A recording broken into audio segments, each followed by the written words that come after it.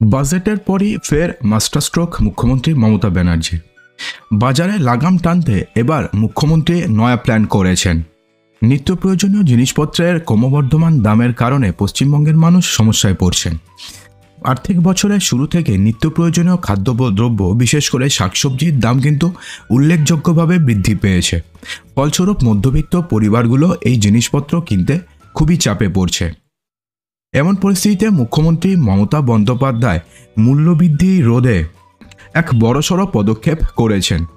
তো এর ফলে মনে করা হচ্ছে যে নিত্য প্রয়োজনীয় যেই জিনিসপত্র রয়েছে বিশেষ করে শাকসবজির দাম উল্লেখযোগ্যভাবে কমতে পারে। তো কী করেছেন মুখ্যমন্ত্রী মমতা ব্যানার্জি, চলুন জেনে নিই।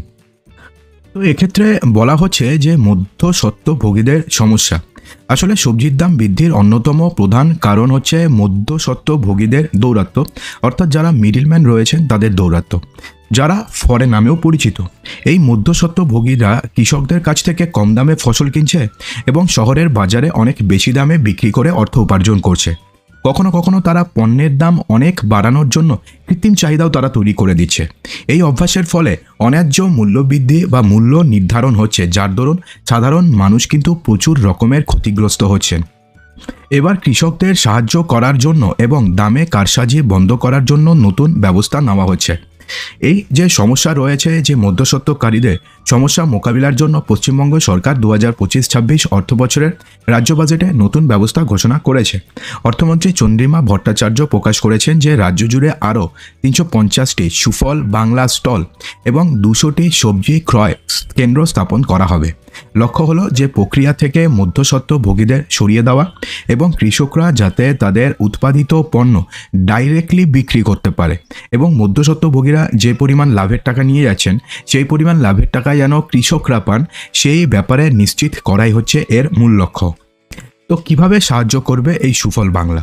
বর্তমানে রাজ্যে 646টি সুফল বাংলা বিক্রয় কেন্দ্র রয়েছে, যা জনসাধারণকে ন্যায্য মূল্যে শাকসবজি, আলু, পেঁয়াজ এবং মাছ সরবরাহ করে।